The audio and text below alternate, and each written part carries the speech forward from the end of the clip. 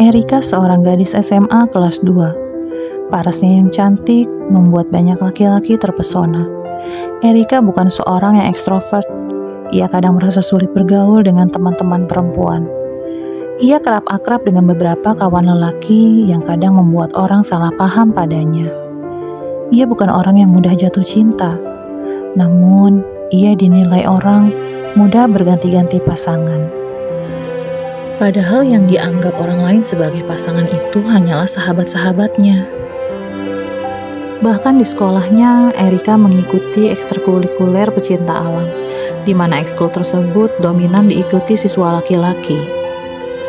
Erika tidak begitu paham tentang alam, namun ia menyukai keindahannya. Ia bukan seorang yang terlalu menyukai petualangan, hanya sekedarnya saja. Ia hanya merasa teman-temannya di ekskul pecinta alam tersebut adalah orang-orang yang asik diajak berteman. Mereka menerima Erika apa adanya, tanpa ada embel-embel cinta yang seringkali terselip dalam pertemanannya dengan lawan jenisnya. Kawan-kawannya di pecinta alam itu tak hanya laki-laki. Ada banyak juga siswi yang ikut ekskul itu. Di antara mereka, Erika paling dekat dengan Ratna, seorang siswi yang beda kelas dengannya, tapi mereka cukup akrab. Ratna sering main ke rumah Erika saat pulang sekolah. Bahkan karena sifat Ratna yang humble, dia dengan mudah akrab dengan keluarga Erika. Erika yang seringkali canggung bila bertemu keluarga temannya pun menjadi akrab juga dengan keluarga Ratna. Erika dan Ratna memiliki kepribadian yang bertolak belakang, tapi justru hal itu yang membuat mereka dekat dan memaklumi satu sama lain. Erika yang cenderung introvert dan Ratna yang super ekstrovert. Ratna punya banyak teman. Ia mudah bergaul dan disukai siapa saja. Erika sering diajak Ratna bertemu teman-temannya ataupun sekedar hangout bersama. Ratna berwajah manis, namun karena dia tomboy, Ratna lebih terkesan metal. Rambut pendek menyerupai rambut laki-laki. Setiap keluar rumah ia memakai celana kargo, kaos oversize, dan tak lupa topi kesayangannya yang warna hitamnya sudah pudar. Erika sangat senang berkawan dengan Ratna. Dari Ratna, Erika banyak mengenal pergaulan yang berbeda-beda. Sebenarnya Erika senang memperhatikan dan mengenal karakter orang-orang lain. Hanya saja ia sulit membuka percakapan dan cenderung canggung dalam bersikap. Selama berkawan dengan Ratna, Erika mendapat banyak pelajaran tentang hidup, bagaimana menghadapi kesulitan bersama, solidaritas dalam pergaulan, dan banyak hal lainnya. Erika merasa sangat terbantu dengan hadirnya Ratna dalam hidupnya. Di akhir tahun ajaran di kelas 3, Erika, Ratna, dan kawan-kawan lainnya di pecinta alam merencanakan untuk naik gunung untuk merayakan kelulusan mereka, sekaligus acara perpisahan mereka, karena setelah ini mereka akan berkuliah di universitas yang berbeda-beda. Sebagian tetap kuliah di Jakarta, sebagian lagi kuliah di luar kota. Erika sudah mempersiapkan semua peralatan yang diperlukan, mulai dari baju hangat sampai sleeping bag. Tenda dibawa oleh ketua tim mereka, Dimas. Dimas seorang laki-laki berwajah tampan, namun sedikit terlihat tak terurus. Rambut keritingnya yang mulai terlihat agak berantakan makin menyembunyikan ketampanannya. Namun Dimas adalah seorang yang sangat bertanggung jawab atas kawan-kawannya. Dia menganggap semua kawan angkatannya itu sebagai saudaranya, keluarganya. Dimas memang seorang anak tunggal. Ia pun tidak memiliki saudara karena orang tuanya pun anak tunggal. Maka ia sangat senang saat kawan-kawannya ini memiliki solidaritas layaknya saudara. Erika yang tidak memiliki kakak pun menganggap Dimas sebagai kakak laki-lakinya. Walaupun selisih usia mereka hanya terpaut beberapa bulan, kedewasaan Dimas membuatnya nyaman serasa memiliki seorang kakak. Orang tua Erika pun mengetahui hal itu. Mereka tak keberatan dan menganggap Dimas sebagai anak mereka sendiri, serta memberi kepercayaan pada Dimas untuk menjaga Erika saat naik gunung.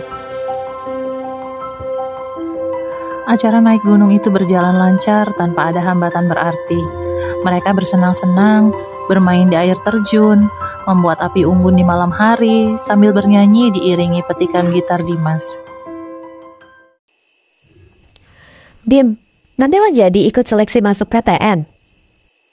Erika bertanya pada Dimas. Maunya sih gitu, Ri. Tapi belum tahu juga nih. Soalnya gue takutnya dapetnya malah di luar kota. Kan ortu gue nggak ngizinin gue buat kuliah di luar kota. Biasalah alasannya, nanti nyokap gue sendirian kalau bokap gue lagi tugas luar kota. Iya juga lah, Dim. Kasihan nyokap lu sendirian kalau lo jauh. Iya, Ri. Kayaknya gue juga mau masuk kampus ijo aja lah. Alma mater bokap gue. Lo gimana, Ri? Pengennya sih kuliah di UI, Dim. Tapi nggak tahu deh, lulus apa enggak. Lu coba juga dong ikut bareng gue UMPTN.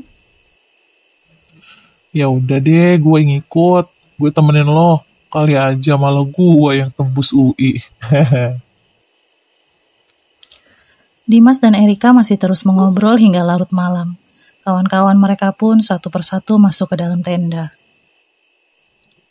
Udah sana lo masuk tenda, yang lain udah pada tidur. Gue nanti yang jaga gantian sama Angga.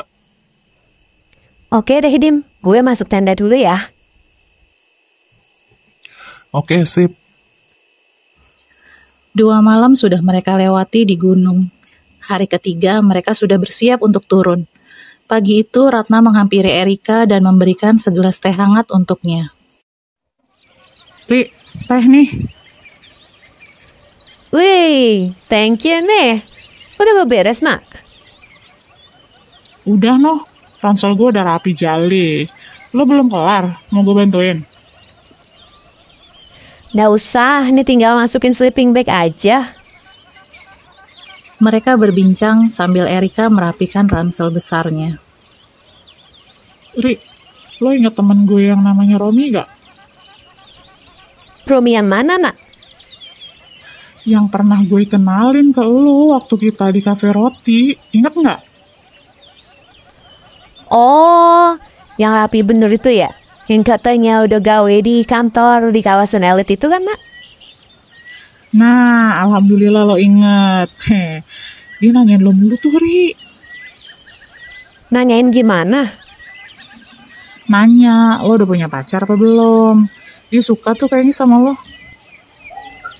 Ya elah, Nak, belum kepikiran gue mah pacaran-pacaran. Gue pengen bisa masuk UI, jadi kudu fokus ini.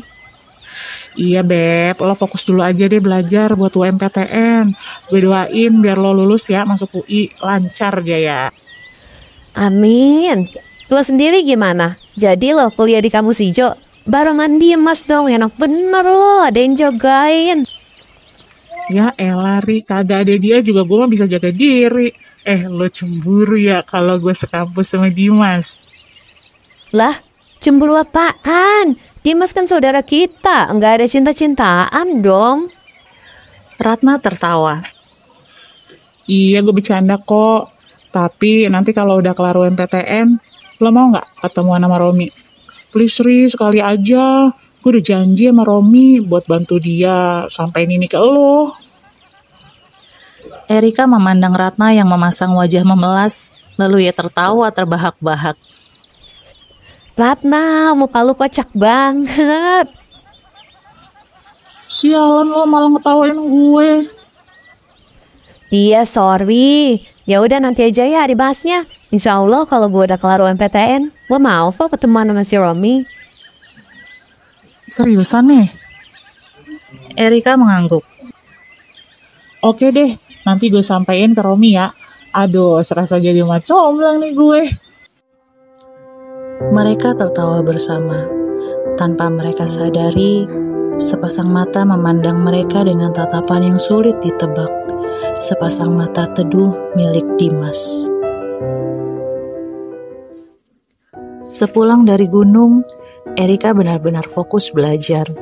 Dia sangat bersemangat untuk mengikuti UMPTN. Di masa itu, seleksi penerimaan mahasiswa baru di Universitas Negeri masih disebut dengan UMPTN. Erika tahu, sangat tidak mudah untuk bisa masuk UI. Persaingannya sangat ketat. Nilai dan kemampuan yang memadai, semua harus dimiliki. Dan ada satu lagi, yaitu faktor keberuntungan. Erika sebenarnya anak pintar. Dia selalu masuk 3 besar di sekolahnya.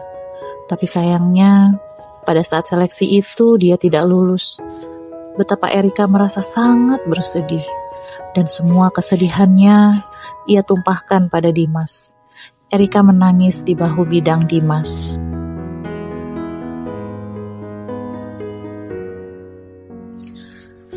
Setelah tenang dan bisa berpikir jernih, Erika memutuskan untuk ikut masuk ke universitas yang sama dengan Dimas. Setidaknya ia memiliki teman di kampusnya nanti. Apalagi kalau Ratna juga benar-benar jadi masuk ke universitas yang sama, maka akan semakin tenang Erika menjalani masa-masa perkuliahannya. Ditemani Dimas, Erika menyampaikan semuanya kepada kedua orang tuanya. Mereka setuju dengan keputusan Erika untuk kuliah di universitas pilihannya. Apalagi di sana juga ada Dimas dan mungkin juga Ratna. Kedua orang tua Erika sangat paham dengan sifat dan kebiasaan putri mereka yang sulit bergaul dan masuk ke lingkungan baru. Dengan adanya Dimas, keduanya merasa lebih tenang karena Erika ada temannya. Sorenya setelah Dimas pulang, Erika menerima telepon dari Ratna. Ratna menanyakan tentang hasil UMPTN Erika. Erika menjelaskan kegagalannya masuk UI, dan ia pun mengatakan pada Ratna bahwa ia akan masuk universitas yang sama dengan Dimas dan Ratna. Ratna merasa senang. Asik dong Ri, kita bisa sekampus. BTW, lo kan janjiin ya sama gue kalau setelah kelar UMPTN lo mau ketemuin si Romi kan?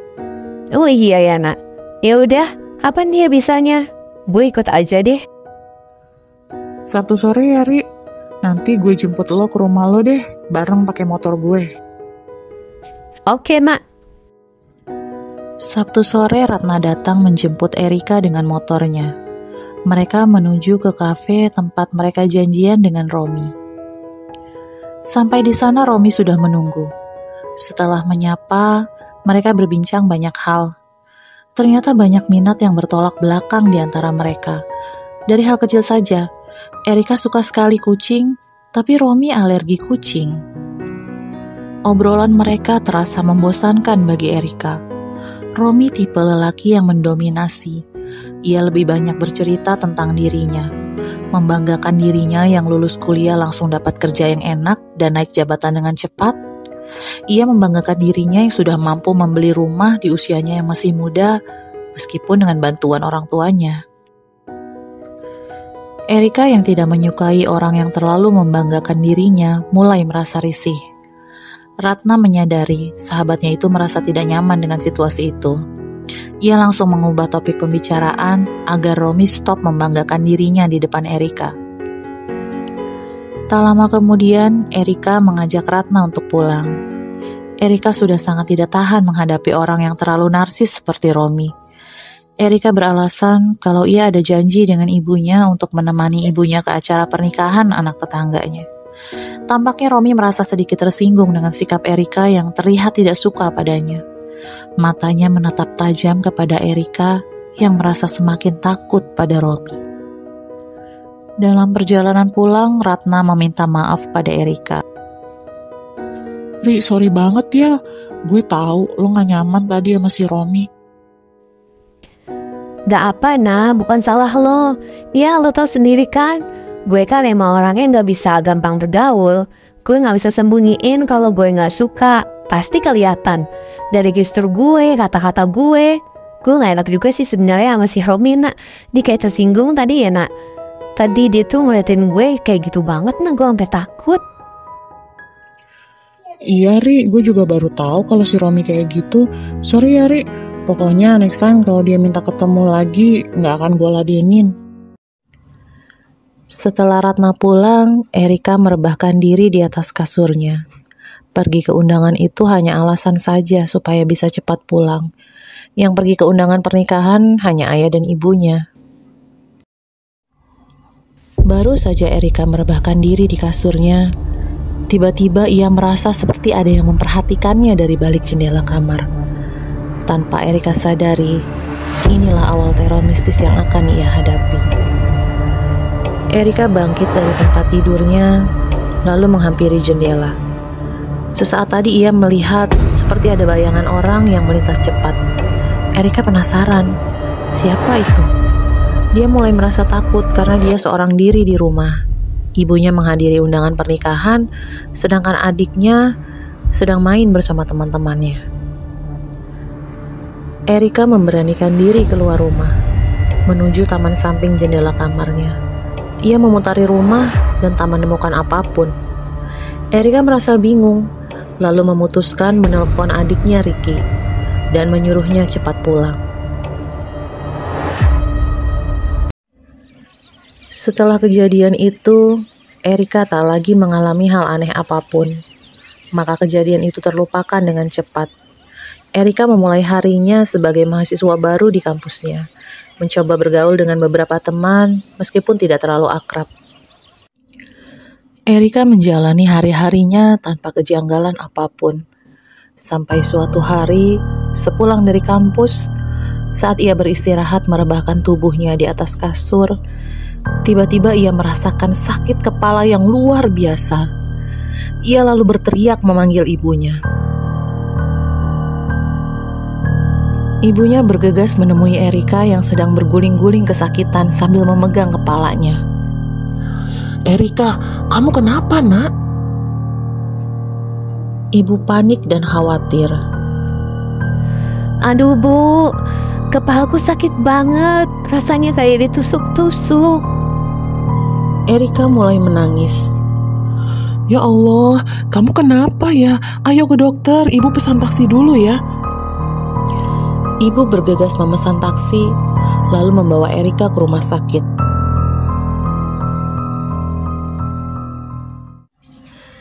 Tiga hari Erika habiskan di rumah sakit. Dokter yang memeriksanya mengatakan ia hanya kelelahan dan migrain.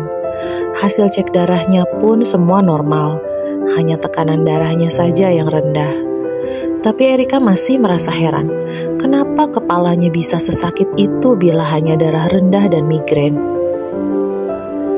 Hari itu Erika sudah diizinkan dokter untuk pulang. Selama di rumah sakit, Erika ditemani ibunya. Ratna dan Dimas 2 kali datang menjenguknya, menemaninya saat ibunya pulang mengambil pakaian atau sekedar menemani Erika ngobrol agar Erika tidak bosan. Erika merasa tubuhnya sudah fit dan siap kembali beraktivitas. Hari itu ia mulai masuk ke kampus. Pagi-pagi Dimas sudah datang menjemputnya. Ri, yuk ke kampus bareng gue aja. Pokoknya gue antar jemput deh lo biarpun jadwal kampus kita beda. Ya elah Dim, santai aja, gue udah sehat, gak kenapa-kenapa. Ntar lo repot lagi. Enggak apa-apa Eri, gue gak mau lo sakit lagi. Lo jangan capek-capek dulu. Pokoknya gue antar jemput lo sampai lo bener-bener sehat. Iya deh, lo mah. Nanti lo gak laku kalau lo jalan sama gue mulu. Dikira gue pacar lo nanti. Cewek-cewek yang suka sama lo mundur lo ntar. Lah bodo amat. Udah ayo ntar telat. Pamit dulu sama nyokap bokap lo. Mereka pamit berangkat kuliah bersama. Tanpa Erika sadari, sepasang mata memperhatikan mereka dari jauh dengan tatapan marah. Malam harinya saat Erika tengah tertidur pulas, Erika merasa tubuhnya seperti tertindih sesuatu. Nafasnya terasa sesak dan ia tidak dapat bergerak. Sekuat tenaga ia mencoba membuka mata, namun ia tidak bisa melakukannya. Di telinganya ia mendengar suara seseorang memanggil namanya. Awalnya suara itu terdengar sayup-sayup, lalu makin lama makin jelas dan dekat. Suaranya itu suara seorang nenek-nenek yang sedang memanggil namanya.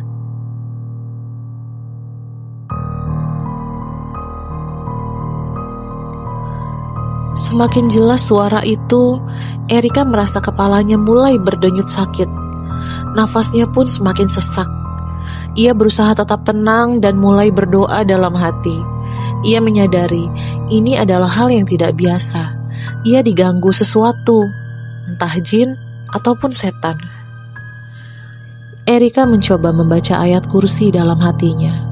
berulang-ulang, tapi ia merasa seperti sulit membacanya. Padahal ia sangat hafal ayat kursi. Tapi saat itu, ia seperti tidak ingat dan terus saja salah.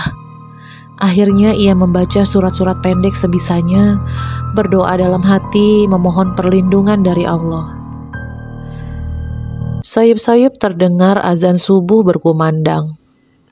Allahu Akbar, Allahu Akbar. Saat terdengar suara azan itulah Erika terbangun dan bisa menggerakkan tubuhnya lagi. Dengan nafas yang tersengal-sengal, ia istighfar lalu bergegas berlari ke kamar orang tuanya. Erika mengetuk pintu kamar orang tuanya.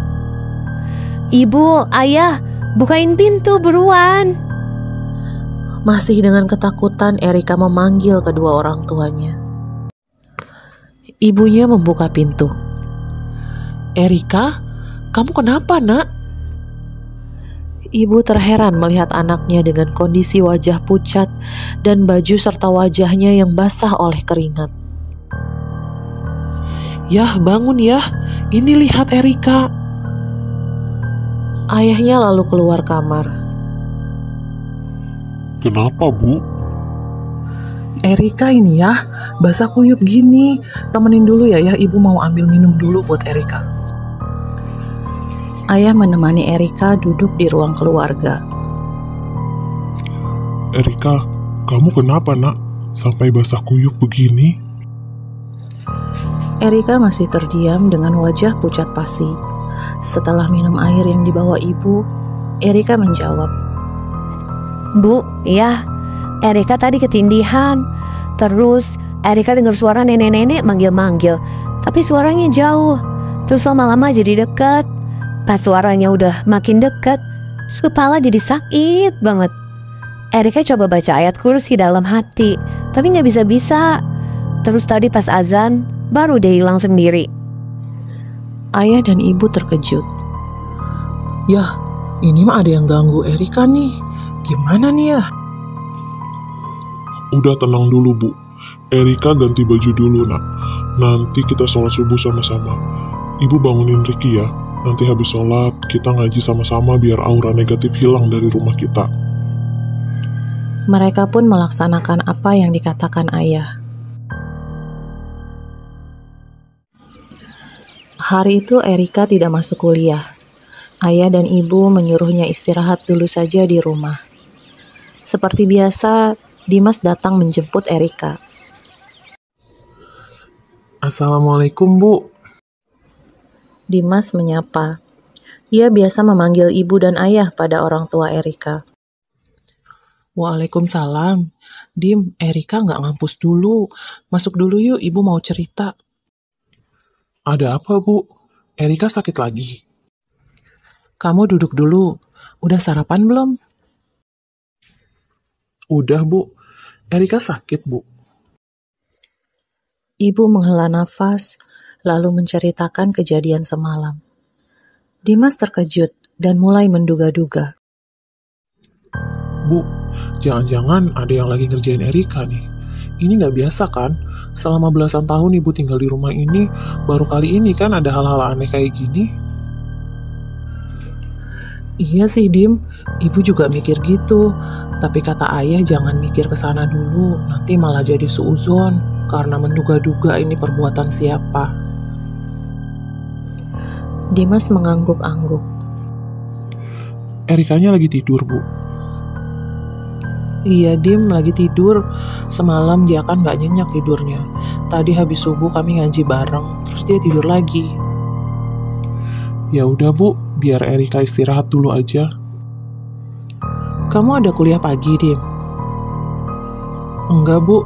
Hari ini aku nggak ada kelas. Tiba-tiba terdengar suara teriakan Erika dari dalam kamar. Ibu dan Dimas terkejut, lalu berlari ke kamar Erika. Erika, kamu kenapa, Nak? Ri, lo kenapa? Aduh, kepala Eri sakit, Bu. Ya Allah, Dim, ini gimana ya? Apa kita bawa ke rumah sakit aja ya? Sebentar Bu, Dimas boleh izin minta air putih di gelas? Barangkali Dimas bisa bantu dikit. Ibu bergegas mengambil segelas air putih. Lalu Dimas membacakan beberapa ayat Al-Quran ke air itu. Segera setelahnya ia meminta Erika meminum air doa itu. Tak berapa lama setelah minum air itu, Erika kembali tenang dan tertidur. Dimas dan ibu keluar dari kamar. Dim, makasih ya, kamu udah bantu Erika. Duh, ibu bingung Erika kenapa ya? Bu, boleh nggak kalau Dimas ajak Erika berobat? Berobat kemana, Din?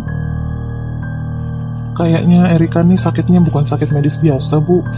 Mohon maaf nih, Erika sepertinya dikerjain orang. Kalau orang-orang bilang, santet gitu. Astagfirullahaladzim. Ya Allah, siapa yang tega bikin gitu ke Erika? Setahu ibu Erika nggak punya musuh kan? Mungkin ada yang iri tuh Bu sama Erika. Erika kan pintar, cantik, tapi dia nggak sadar kalau dia tuh cantik. Dimas suka ya sama Erika. Wajah Dimas memerah.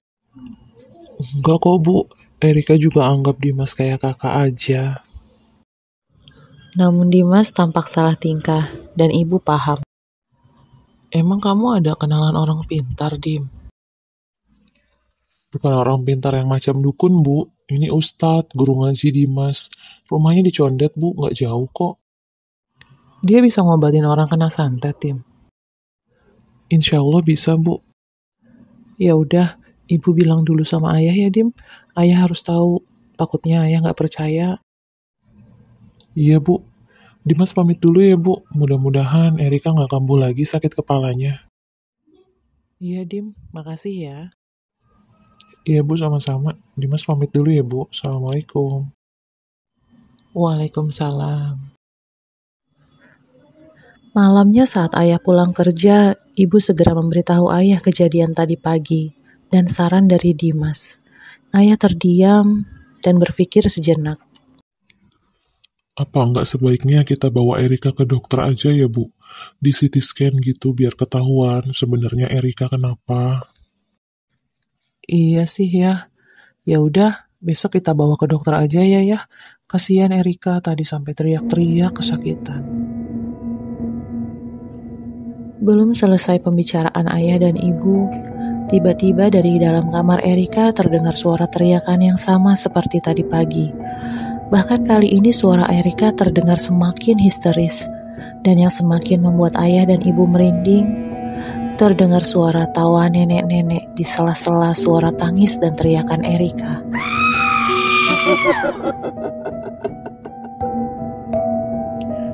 Ayah dan ibu bergegas ke kamar Erika, dan mereka melihat putri kesayangan mereka yang sedang berbaring di kasur, menangis, berteriak dengan wajah putus asa. Ya Allah, Erika, kamu kenapa lagi, Nak? Ayah memegang tangan Erika. Eri, coba baca ayat kursi, Nak. Ayah berusaha menuntun Erika untuk membaca ayat kursi, namun Erika hanya sanggup menangis. Aduh ayah, sakit ya. Kepala Eri sakit. Kalau rambutnya dipegang, sakitnya sampai ke dalam kepala. Rasanya kayak ditusuk-tusuk. Eri nggak tahan ya. Ya, udahlah besok kita bawa Erika ke ustadznya Dimas aja. Ini jelas bukan sakit biasa. Mana ada sakit kepala yang kalau rambutnya dipegang aja rasanya kayak ditusuk-tusuk. Iya ya udah Bu, besok kita bawa Erika ke sana. Tadi pagi Erika sembuhnya gimana, Bu? Sama Dimas ya, Erika diminumin air yang didoain sama Dimas. Ibu mengambil air di gelas yang tertutup yang tadi pagi didoakan Dimas. Setelah meminum air doa itu, Erika terlihat lebih tenang, walaupun masih lemah. Eri coba cerita sama ayah. Erika sebenarnya kenapa? Apa yang Erika rasa? Ya, kepala Eri sakit. Kalau dipegang rambutnya, sakitnya kayak ditusuk-tusuk. Tadi Erika lagi tidur, tiba-tiba ada suara nenek-nenek manggil Erika. Lama-lama makin kenceng. Terus nenek itu ketawa-ketawa. Rasanya tawanya tuh ada di dalam telinga Erika persis. Terus kepala Erika makin sakit banget denger suara itu. Ya udah, malam ini ayah sama ibu temenin kamu tidur ya. Nanti ayah jagain biar Eri bisa tidur nyenyak. Besok kita berobat ya nak. Erika mengangguk lalu mencoba untuk tidur. Esok paginya Dimas datang ke rumah Erika. Semalam ibu Erika menghubunginya untuk membuat janji dengan ustadznya. Pagi itu Erika tampak sangat lelah.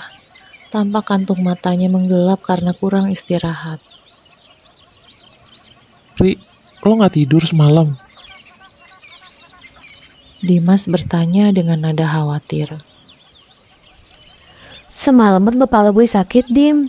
Kadang hilang, terus muncul lagi. Tau gak sih, kalau rambut gue itu dipegang aja rasanya kayak ditusuk-tusuk. Ya Allah, tenang ya Ri. Insya Allah lo bisa sembuh. Kita lawan dengan jalan yang benar. Dari arah pintu terdengar suara seseorang mengucap salam. Ternyata Ratna yang datang. Ratna langsung memeluk Erika dengan khawatir.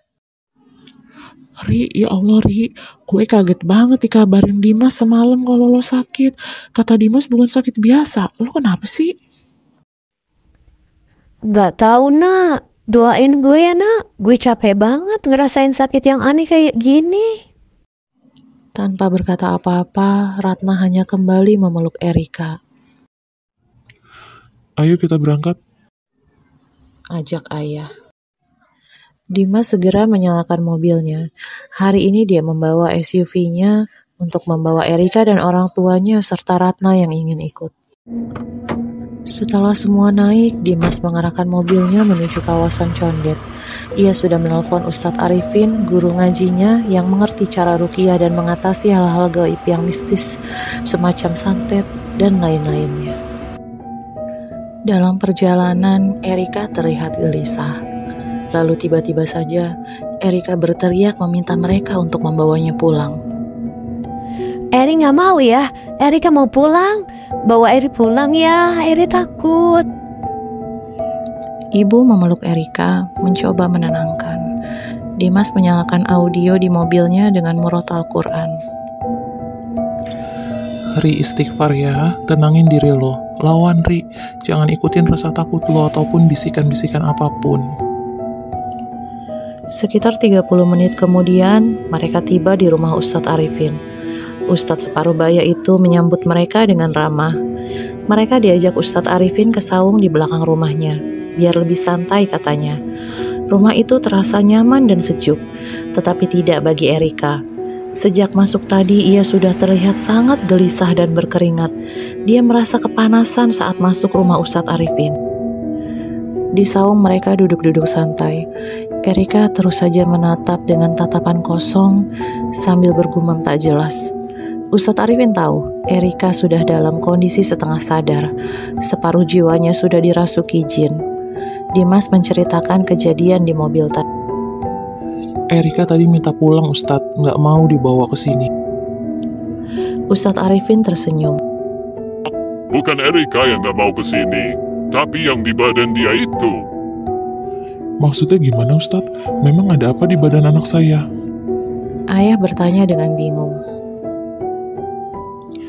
Belum sempat Ustadz Arifin menjawab, tiba-tiba Erika mengangkat kepalanya dan menatap Ustadz Arifin tajam seolah menantangnya. Ayah dan ibu terkejut melihat putrinya yang nampak sangat marah. Ustadz Arifin hanya tersenyum, kemudian membaca doa dan mengusap wajahnya. Seketika Erika menunduk ketakutan. Ibu, ayah, dan Ratna merasa bingung melihat hal itu. Hanya Dimas yang tampak tenang-tenang saja. Ustadz Arifin mengenakan sarung tangannya, lalu mulai membaca ayat-ayat ruqyah sambil memegang kepala Erika. Erika berteriak dan menangis histeris. Ustadz Arifin terus membaca ayat-ayat Al-Quran. Tak lama kemudian, Erika tergeletak tak sadarkan diri. Namun wajahnya yang tadi pucat berangsur-angsur normal kembali. Ibu yang merasa khawatir mencoba membangunkan Erika. Erika membuka matanya. Ibu, Eri kenapa Bu? Ini kita di mana? Erika nampak bingung. Ustadz Arifin segera memberikan sebotol air mineral yang sudah dibacakan doa. Nah, Erika minum dulu ya. Nanti kalau udah tenang, Bapak akan cerita. Erika menurut. Ia meminum air itu, lalu duduk di samping ibu.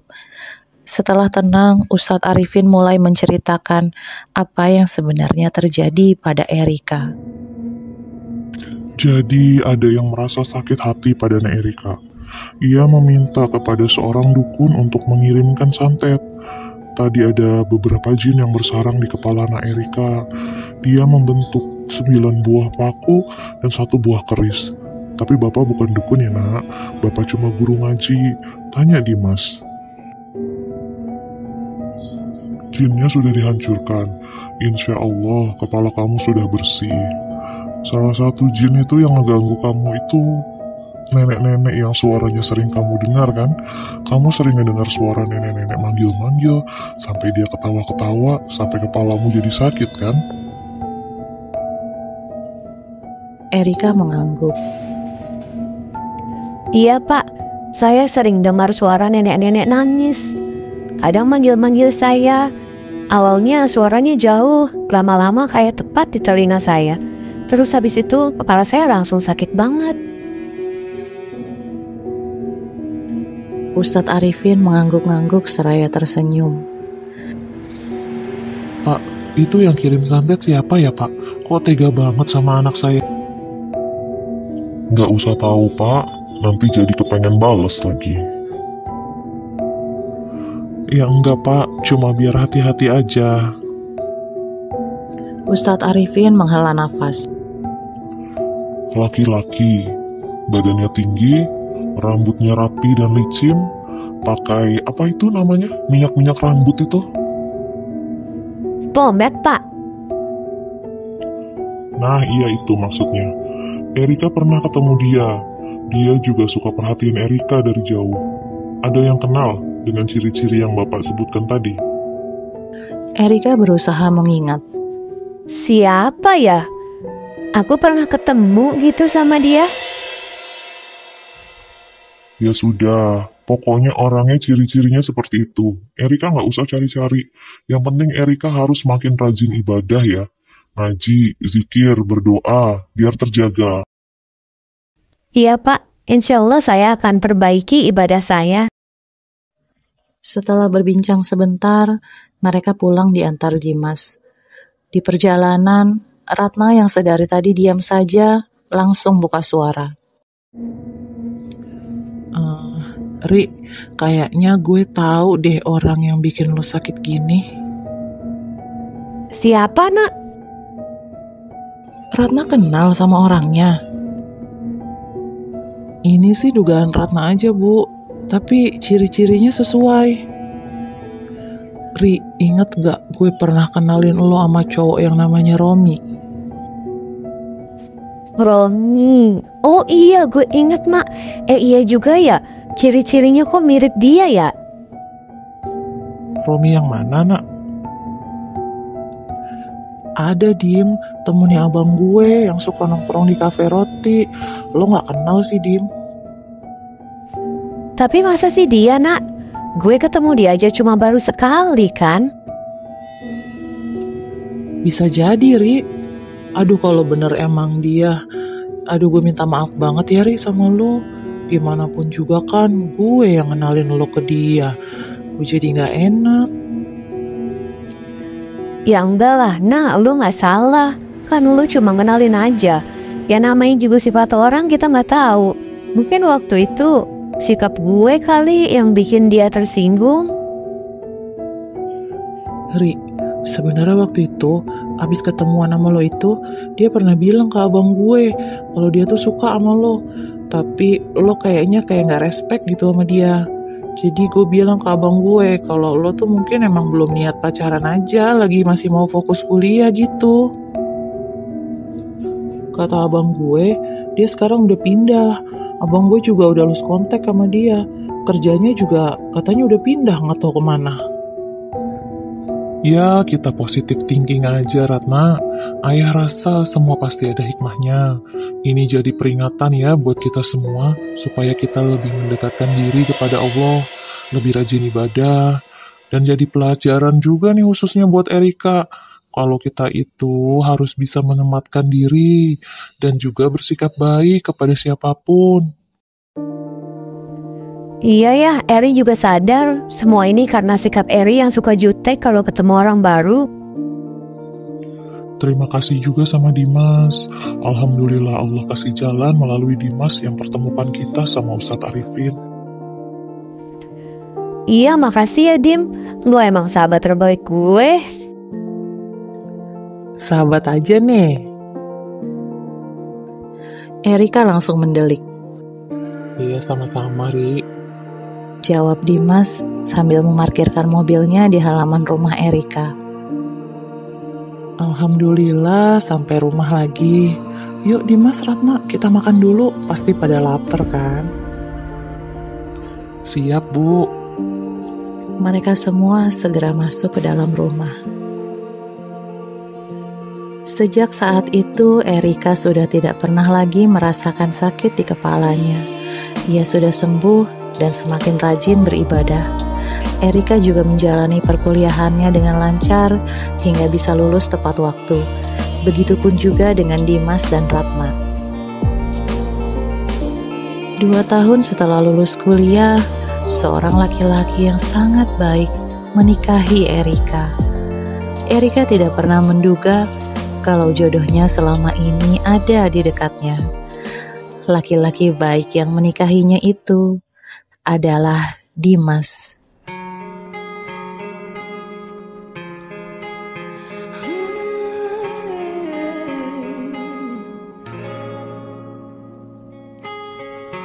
Bulan terdampar di pelataran hati yang temaram. Matamu juga mataku, ada hasrat yang mungkin terlarang.